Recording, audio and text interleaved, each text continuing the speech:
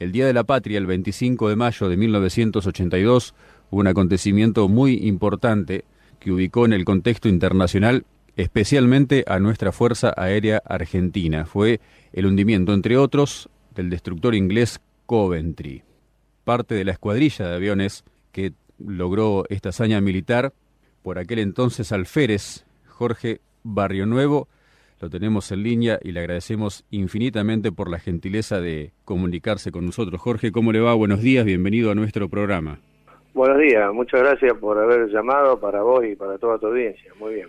Bueno, la idea era que le cuente a nuestra audiencia, a nuestros oyentes, cómo fue aquel momento, enmarcado por supuesto seguramente en una misión de vuelo y cómo fue el momento del hundimiento del Coventry, cómo fue la partida de los aviones, cómo fue el regreso a sus pistas, acercar un poco ese momento de la historia a nuestra audiencia, Jorge.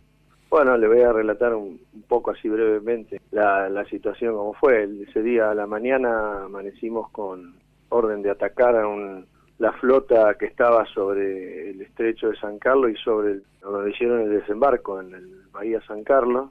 Y a la mañana, cuando salieron las escuadrillas, lamentablemente de la nuestra, el jefe de operaciones, que era el oficial más antiguo que volaba, el de mayor jerarquía, fue con su numeral y no pudo volver. Volvió solo el numeral, el teniente Galvez. En ese momento era el capitán Hugo Ángel del Valle Palaver.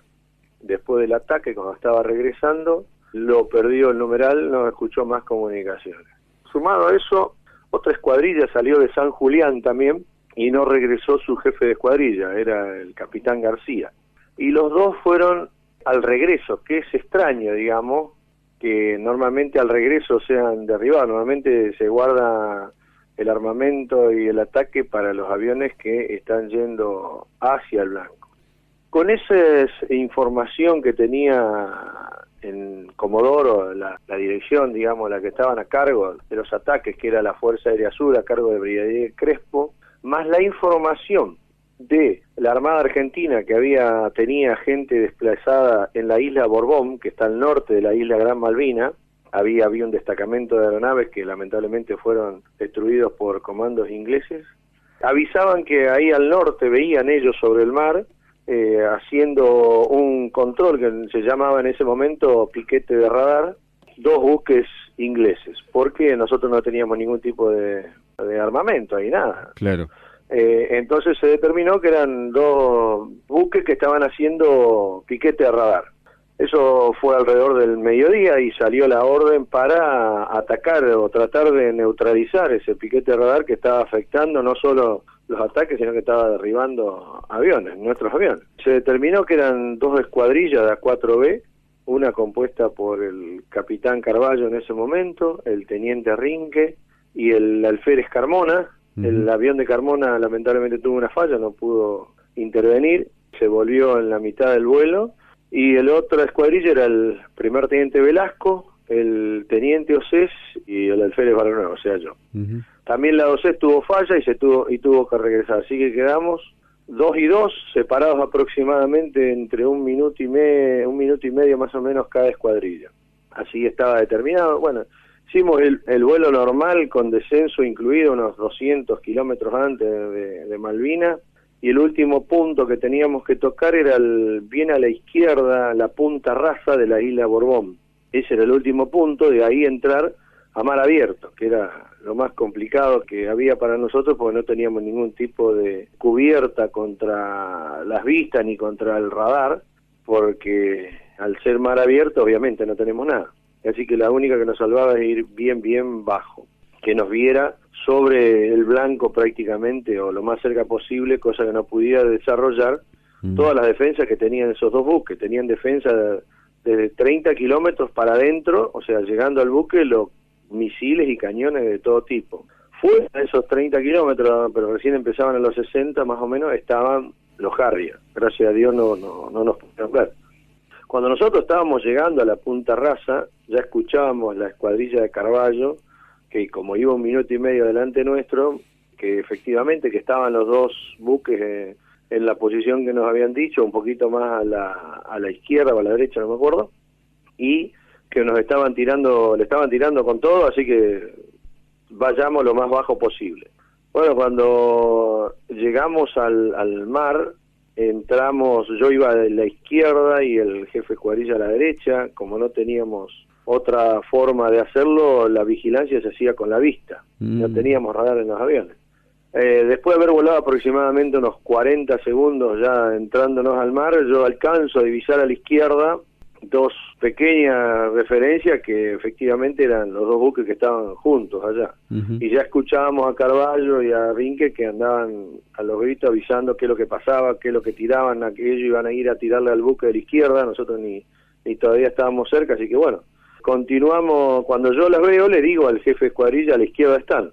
Cuando le digo eso, vira violentamente y yo no tengo más alternativa que levantar el avión para dejarlo pasar por debajo y después acomodarme del otro lado. En esa maniobra, los buques cuando están así en combate, la mayoría del armamento lo tienen automático, y más que tienen elementos electrónicos que le dicen si la aeronave es amiga o enemiga. Entonces, como le consideraban enemigo, automáticamente salió un misil, un SIDAR, que gracias a Dios por el tamaño no pudo tomar velocidad inmediata y bajar rápidamente, y en la parábola que hizo esa de ascenso y después descenso, pudimos pasar por debajo del misil y abocarnos ya al ataque de los buques que teníamos al frente. Ya para esto, Carballo y Rinque estaban arriba, ya habían tirado, habían gritado el tema del misil y demás cosas.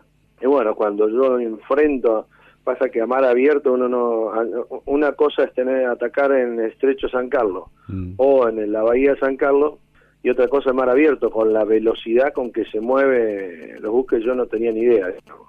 Y cuando yo me acuerdo que enfrentamos a lo lejos, aproximadamente que habíamos estado a un minuto, bueno, tal vez un poco menos, lo veía de frente al buque. Cuando sucede lo del misil, me quedo mirando y bajo la vista nuevamente, que habrán pasado también 10, 15 segundos, bajo la vista, y ya el buque estaba girando a 90 grados prácticamente, que no llegó a 90 grados. Nos agarramos justo en la posición ideal para poder tirarle, digamos.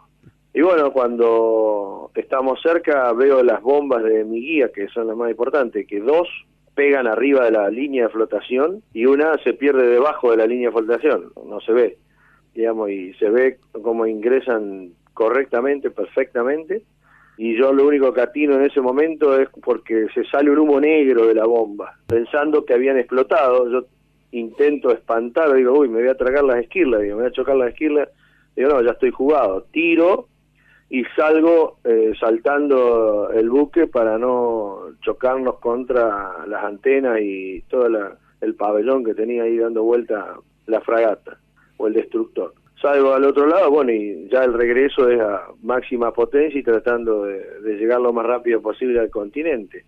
Previamente yo veo a la derecha la Broswar, que era la otra fragata, y le veo que en la cola tenía humo y tenía el helicóptero que le faltaba la trompa y nada más. Eso es lo que alcancé a ver porque pasé muy cerca y a 90 grados, como desfilando, adelante de la fragata. Y bueno, cuando llegamos a Río Gallegos, yo era el último avión, veo en los costados así de la pista suboficial y personal con bandera saludando. Digo, bueno, mirá qué espíritu. Uno pensaba, ¿no? Qué espíritu estaban esperando, ¿no? Éramos ya como las 4 y pico de la tarde, mucho viento. Estaban festejando el 25 de mayo, pero principalmente que los 4 que fuimos, los 4 volvimos, porque a la mañana lamentablemente habían ido también 4 aviones y uno no volvió. Estaban contentos, pero bueno, no era eso, sino que cuando estaciono el avión, me desato y bajo del avión, estaba el jefe de escuadrón donde nos informa que ya había tenido comunicación con la isla y le habían dicho la gente de la Armada que estaba ahí en la isla Borbón que uno de los buques se había hundido, de los que habíamos atacado.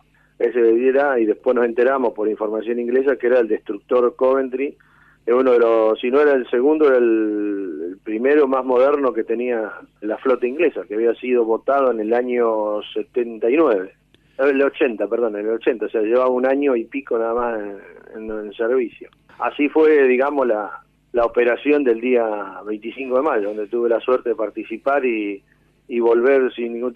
la verdad que los 4 que fuimos volvimos sin ningún tipo de problema. Ustedes no tenían idea de que eran esos blancos precisamente, ustedes sabían que había 2 buques, pero no tenían idea de la dimensión de lo que estaban representando. Exactamente, lo que sí yo me di cuenta, porque habíamos estudiado, ya desde el 1 de abril nos pusimos a estudiar todos los perfiles de la fragata, de las condiciones y las calidades que tenían, yo ni bien lo vi me di cuenta que era un destructor, y la denominación era CL-42, cuando en la salida me pregunta el guía si había pasado y le cuento. Eso está grabado, eso sale en todos lados, en todos los programas que sale. Sí, la vi clarito, era una CL-42, las 3 bombas pegaron y ahí llegan los gritos. Ouija y demás cosas, grita el jefe Cuadrilla y Carvalho, digamos. Lo único que sabía que era una CL-42, eso es segurísimo por lo que habíamos estudiado antes, y que la otra era una fragata misilística también, a pesar de que la vi menos, digamos, que... Pero bueno, eso era todo lo que sabíamos, el resto no sabíamos absolutamente nada, porque obviamente no teníamos ni radar ni ningún tipo de filmadora como para que al aterrizaje poder analizar y ver qué buque era, si tenía algún número o algo por el estilo. Volaban, como se dice, prácticamente tocando las olas, y ¿a qué velocidad, Jorge? Y era lo que nos salvaba, efectivamente. Mientras más bajo volábamos, más nos salvaba. ¿Por qué? Porque el radar no puede ver en la superficie constantemente. En un momento empieza la onda a perderse por la mínima curvatura de la Tierra, entonces no nos alcanza a ver. Y entonces, mientras más bajo volábamos, más seguridad teníamos, que éramos alrededor, qué sé yo, podríamos volar de 3, 4, 5 metros hasta 10 metros, 15 para arriba, pero era lo que nos salvaba, y la velocidad es lo que diera el avión ahí en ese momento, y para cómo en el sur tiene mucho más rendimiento por el frío y por la baja altura, así que, qué sé yo, volábamos aproximadamente entre 950, 1900, entre 900 y 1000 kilómetros por hora. A esa altura hasta volábamos bien rasante, a 3, 4 metros del agua más o menos, para hacer la penetración lo más rápido posible de las defensas y lo más bajo para que no nos vean muy lejos, digamos. ¿Participó en otras misiones después de este hundimiento? Sí, el día 21 participé de mayo, el día 29 también, después el 13 de junio, o sea, bastante, en total tengo 6 misiones. Pero esa fue la más significativa, digamos, la más importante. ¿Son conscientes ustedes y sus camaradas de esa promoción que les tocó ser partícipe de Malvinas, que la consideración en la que quedaron a nivel mundial después de la participación en este conflicto, Jorge? Bueno, no, en ese caso nosotros sabíamos que estamos bien entrenados, nos defendíamos con nuestro adiestramiento y nuestra capacitación, porque los aviones no tenían absolutamente nada de decir.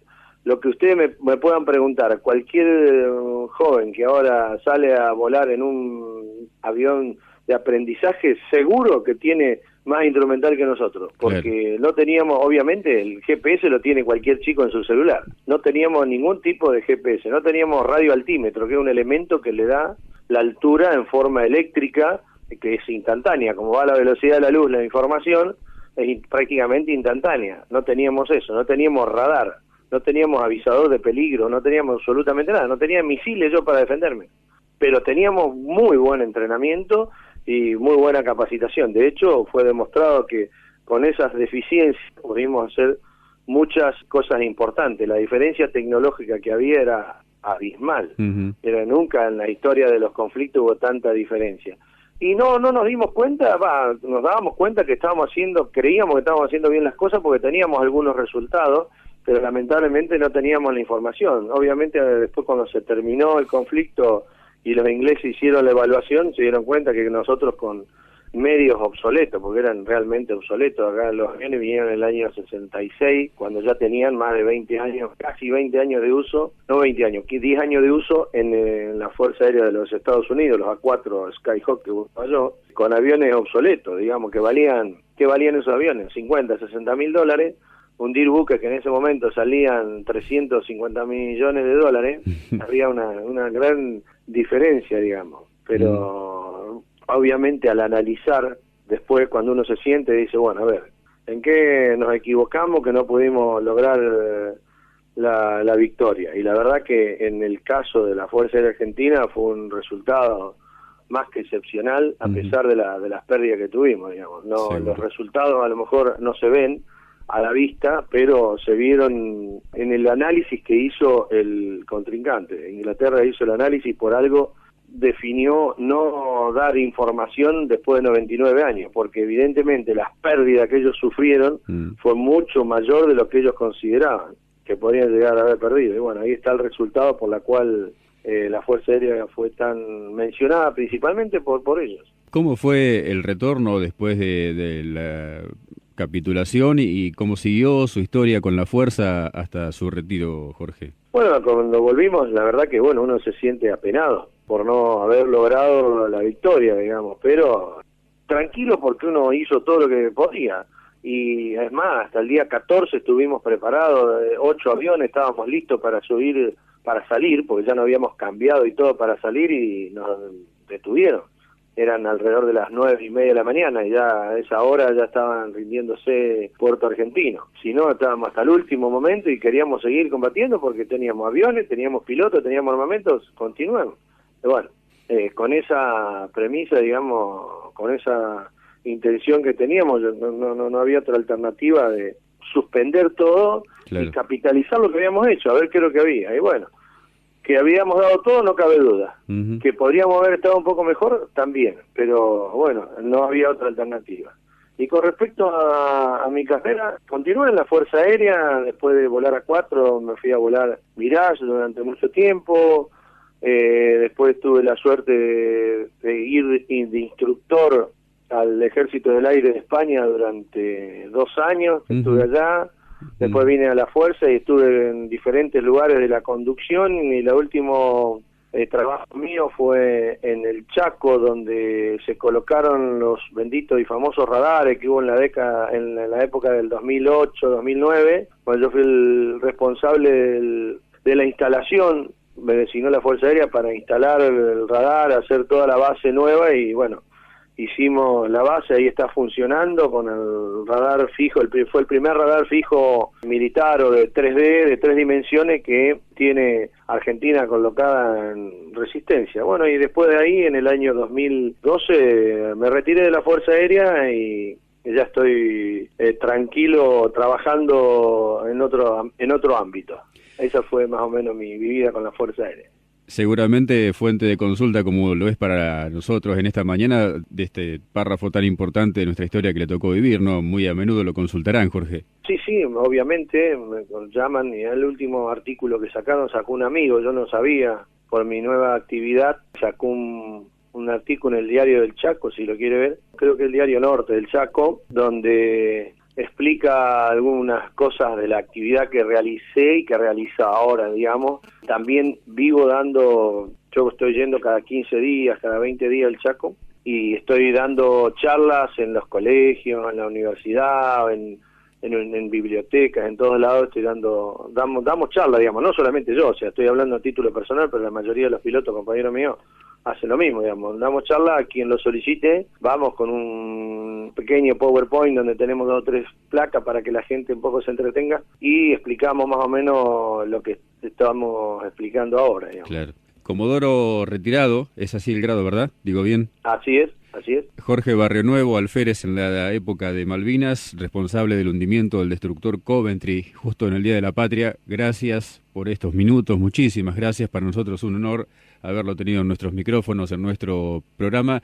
Gracias por la gentileza y le mando un fuerte abrazo y bueno, seguimos en contacto y sabe que por estos pagos de la Ciudad de las Flores, en estos ratitos de la mañana, la historia de Malvinas ocupa un lugar preponderante. Bueno, me alegro que siempre mantenga viva la llama de Malvinas porque en definitiva es lo más importante que tenemos que hacer en respeto para los camaradas que quedaron allá, de los 649 y principalmente de 9 halcones, compañeros míos, que volaban conmigo en el escuadrón y que por distintas circunstancias quedaron allá en nuestras islas. Creo que ustedes hacen un buen trabajo en ese sentido y bueno, nosotros estamos a disposición para cuando nos soliciten, no solo radial, sino en presencia, lo que ustedes quieran, para explicar lo que hicimos y lo que hicieron nuestros camaradas caídos, que es lo más importante y lo más venerable que tenemos allá en nuestras islas.